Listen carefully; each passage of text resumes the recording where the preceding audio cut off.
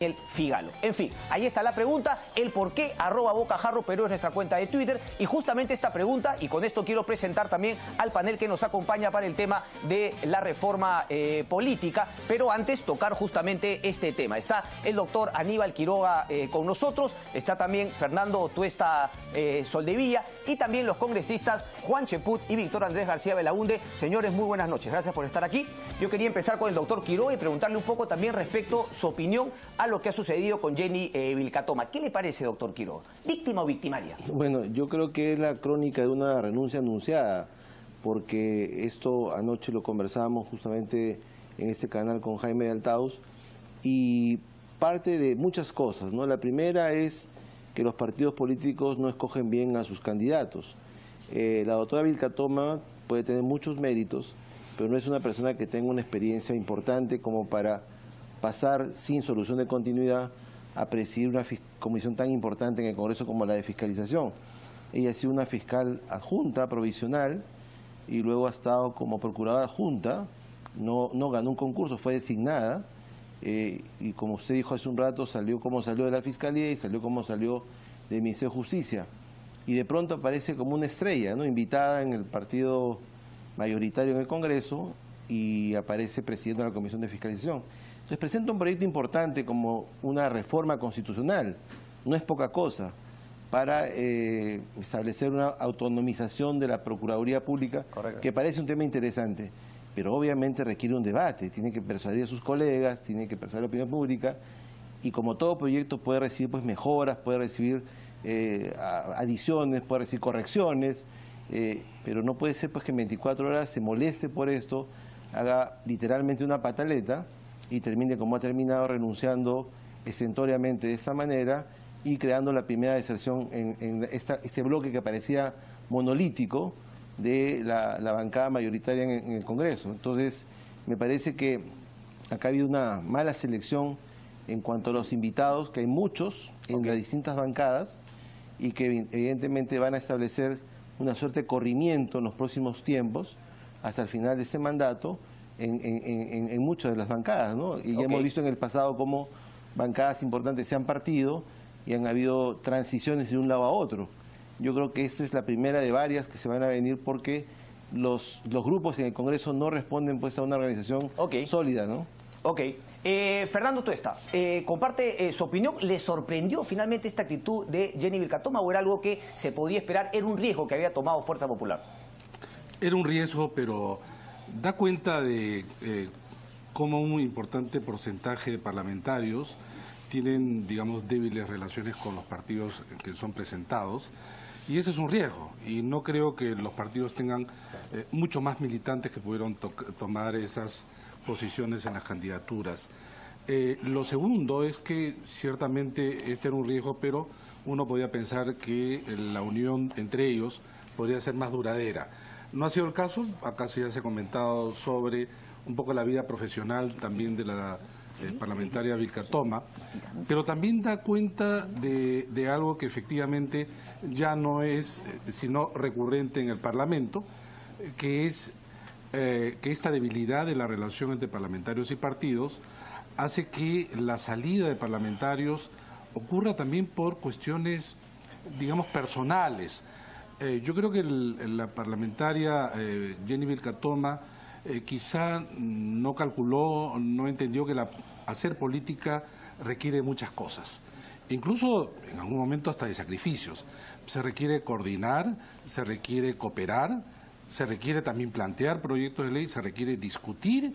Bueno, son procedimientos distintos. Ella venía de alguna manera del Ministerio Público y parece que su práctica era más acusadora, inquisidora, pero este es un trabajo en general colectivo. Pero da cuenta de lo que probablemente el Parlamento va a vivir en los próximos años. Interesante. Congresista Cheput, lo escuché unas declaraciones, claro, un poco distintas, que Fuerza Popular, digamos, habría sacrificado un gran elemento político que era Jenny Vilcatoma por justamente de alguna manera darle prioridad a la disciplina. Pero ¿no cree también que hubo una exageración de parte de Jenny Vilcatoma, más allá de lo que usted piense que era un buen elemento y que de hecho lo puede seguir siendo en la lucha contra la corrupción y le que podría aportar en el Congreso de la República? Bueno, Jenny Vilcatoma ahorita se ha convertido en el símbolo de las personas que llegan al Congreso sin tener experiencia política. Eso es lo que hay que ver en primer lugar. Y eso es consecuencia de varias cosas. En primer lugar, que el sistema lo permite. El sistema privilegia a los personajes populares por sobre aquellos que pueden haber tenido una correcta trayectoria partidaria, ¿no? Lo permite la ley, hay estímulos para eso, la misma votación de la gente así lo demuestra. Ahora, ya en el ejercicio de su gestión, Jenny Vilcatoma ya había quemado los puentes, ¿no? Permanentemente había estado en las últimas 2 semanas en una actitud de confrontación, primero contra Úrsula Letona, luego contra Héctor Becerril, y en ambos casos, lamentablemente, Jenny exageró los conceptos que vertió sobre Héctor Becerril desde el momento que ella plantea la posibilidad de decir que la había agredido y cosas por el estilo, cuando lo que estaba haciendo era llamarle la atención sobre unos procedimientos y sobre la forma como conducía la Comisión de Fiscalización. Entonces, cuando llega ya el cónclave del día de hoy de Fuerza Popular, yo creo que Keiko Fujimori ha tenido que medir 2 cosas. La primera, sacrificar a una persona que, siendo importante porque representaba la lucha contra la corrupción en su bancada, significaba para ella una suerte de activo, y la segunda, tomar una decisión en función de la disciplina partidaria, y optó por un bien superior, la disciplina partidaria, como una suerte de elección para el resto. Keiko no pierde poder en términos de su hegemonía en el Congreso, desprendiéndose o sancionando a una congresista.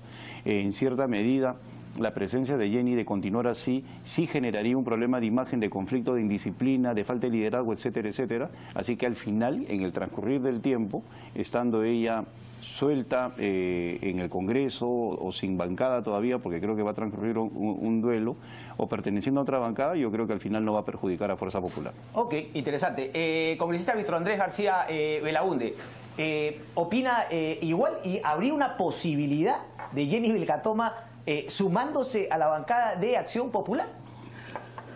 Bueno, no lo sé, es un tema que no hemos conversado, si acabamos de enterar de la noticia, pero en todo caso lo veo difícil y complicado, pero en fin, es una decisión de bancada. Lo que yo creo que aquí estoy de acuerdo con lo que se ha dicho, cada cual desde un punto de vista diferente, pero finalmente coincidimos todos en que hay una suerte de improvisación en la política, que hay una suerte de que los partidos no existen, existen el APRA y Acción Popular en el Congreso como partidos tradicionales entre comillas, y el resto son partidos muy nuevos que se han creado al calor de los debates, al calor de las campañas, al calor de los resultados electorales, que han invitado a mucha gente y han invitado a figuras o figurones para que las puedan integrar y que no se han comprometido finalmente con nada y que llegan al Congreso y que en 45 días empiezan a hacer sus cosas, independientemente a lo que pueda decir su bancada. Y yo creo que el fujimorismo de alguna manera sabía lo que iba a pasar, porque ellos han cogido 3 o 4 curules vacías que les han dejado desde un lado. O sea, el Parlamento tiene 130 congresistas, pero hay 135, 134 asientos, curules. Entonces ellos han guardado dentro de su bancada como 4 sitios muy pegados a una pared para digamos, poderlos ocupar o desocupar los otros que están al lado. Y eso demuestra quizás que nos hace pensar quizás que ellos han estado preveyendo que podían haber algún tipo de gente que se les iba a ir en el camino. Ok, por eso, y con esto termino para pasar al siguiente tema, ¿por eso cree que el apuro por ahí en definir esa ley de transfugismo? Exactamente. Exactamente. ¿Y eso puede haber sido algo que no le gustaba a Jenny Vilcatoma y que también la haya, digamos, empujado a tomar esta medida? Ambas cosas. Ok. Claro, ambas cosas. Entonces, ¿qué pasa?